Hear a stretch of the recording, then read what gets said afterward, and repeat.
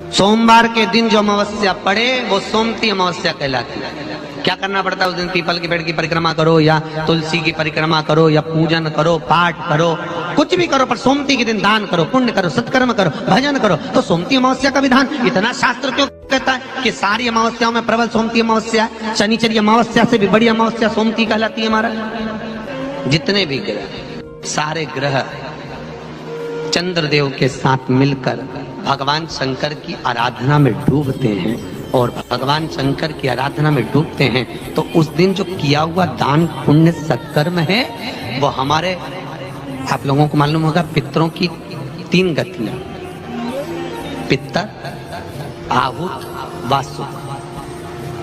कितने? 3। गर्भ में जो चले गया आहुत है, कुमारी अवस्था में गया जिसकी शादी नहीं हुई, आहुत। पितर अधोगति में अचानक बहुत सारी तमन्ना थी, बहुत कुछ करना चाहता था और अचानक चले गया, मर गया, पितर गिनती है। जो एक्सीडेंट आदि, खांसी, सुसाइड, बस 3। शास्त्र कहता है सोमती अमावस्या के दिन ये तीनों आहुत, पितर, वासुक, जहां पर घर की कुल की माता पीपल की परिक्रमा करती है या तुलसी की परिक्रमा करती है या पूजन करती है या दान करती है सोमती अमावस्या के दिन, तो ये तीनों को उसका भाग प्राप्त हो जाता है, तीनों तर जाते हैं। फिर उनको पिंड की जरूरत नहीं पड़ती महाराज, उनको तर्पण की जरूरत नहीं पड़ती। इसलिए सोमती अमावस्या का क्रम हमारे हिंदू धर्म में ज्यादा वर्णित है। जितने आस्था चैनल पर कथा सुन रहे हो, जितने फेसबुक और यूट्यूब पर सुन रहे हो, बहुत सावधानी से सुनना। जब जीवन में कहीं समस्या खड़ी हो जाए, कहीं बहुत विकट समस्या है और कोई हल ना मिल रहा हो जाता है जीवन में, कोई घड़ी ऐसी आके खड़ी हो जाती है जहां पर हमको सोचने के लिए भी समय नहीं मिलता। तब सोमवार के दिन जो अमावस्या पड़े वो सोमती अमावस्या कहलाती है। मान लो कोई काम आपका अटक रहा है और वो काम नहीं हो रहा, मान लो वो काम नहीं हो रहा, बहुत दिनों से आप प्रयास कर रहे हो और काम अटका पड़ा हुआ है, तो प्रयास करना, जल के पात्र में थोड़ा सा शहद, गंगा जल उसमें डालकर, पात्र में जल लेकर उसमें थोड़ा सा शहद, गंगा जल डालकर भगवान शंकर को कुंदकेश्वर महादेव के नाम से, कौन से महादेव?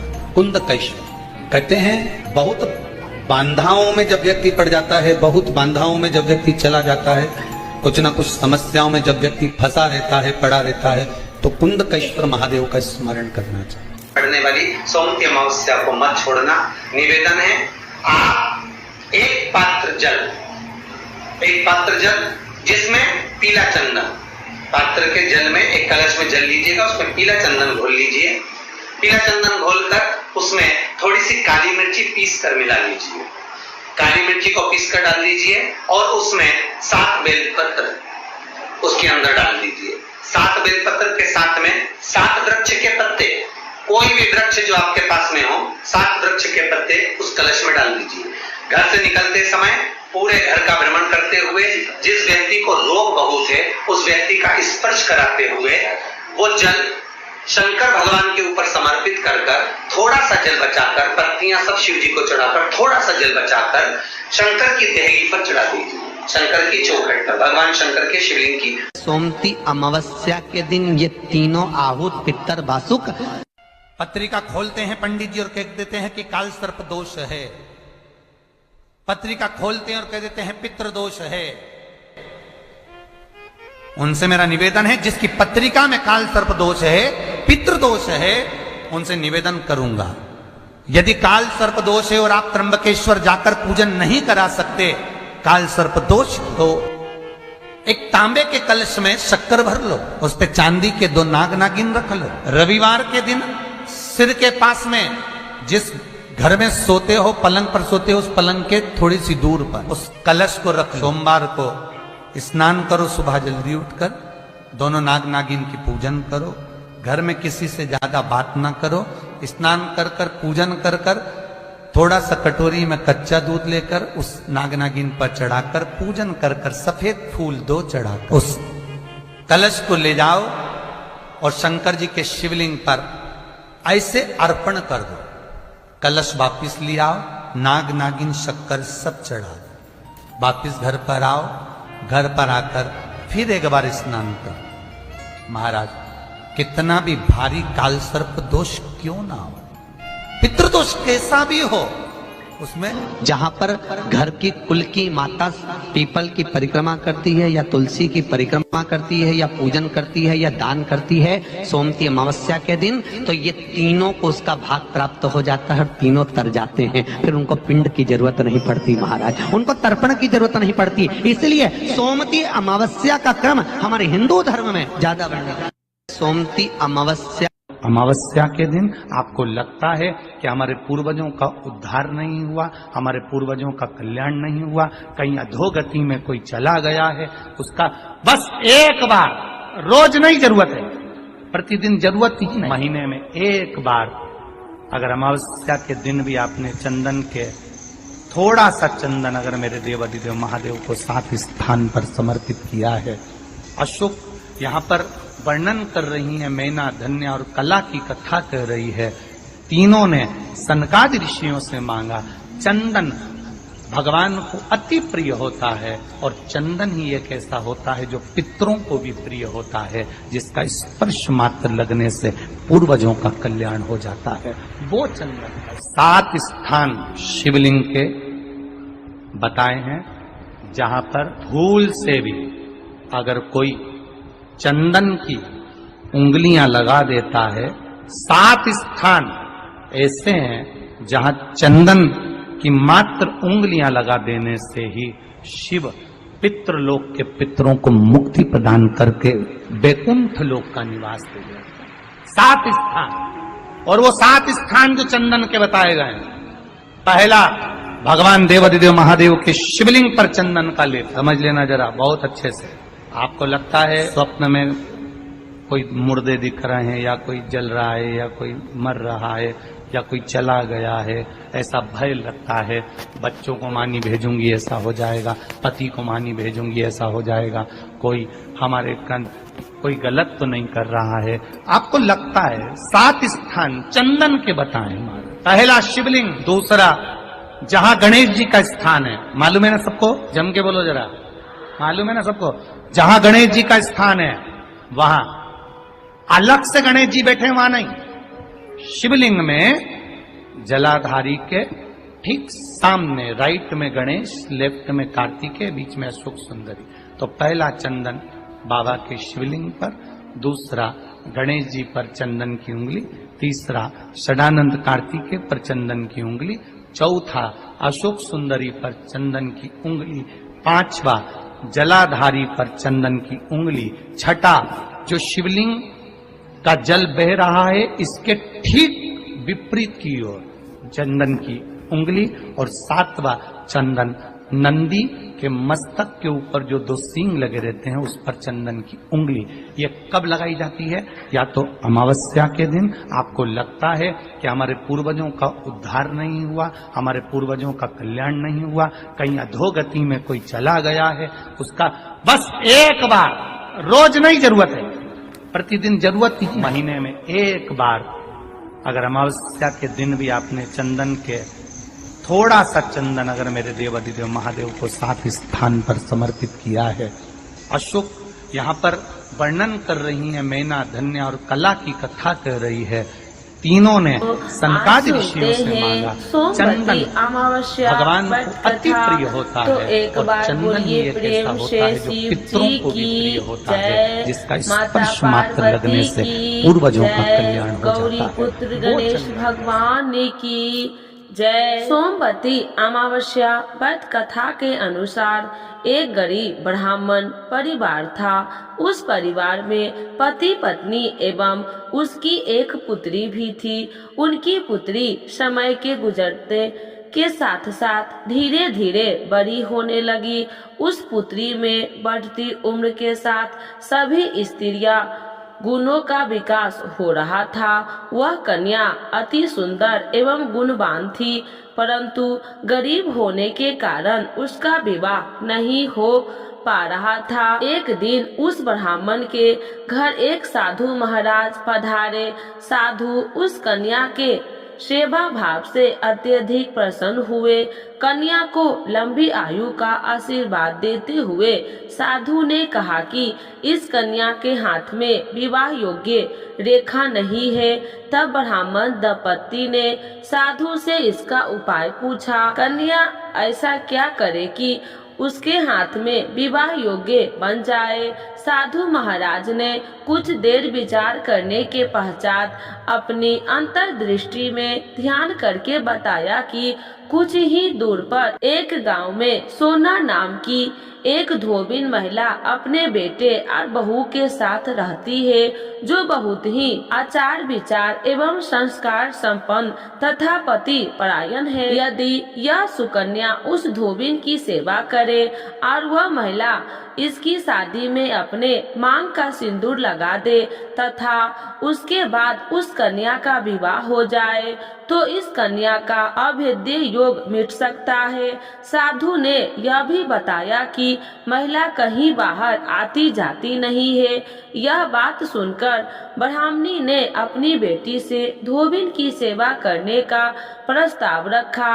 अगले दिन से ही कन्या प्रातः काल ही उठकर सोना धोबिन के घर जाकर साफ सफाई एवं अन्य सारे कार्य करके अपने घर वापस आने लगी। एक दिन सोना धोबिन अपनी बहू से पूछती है कि तुम तो सुबह ही उठकर सारे काम कर लेती हो और पता भी नहीं चलता।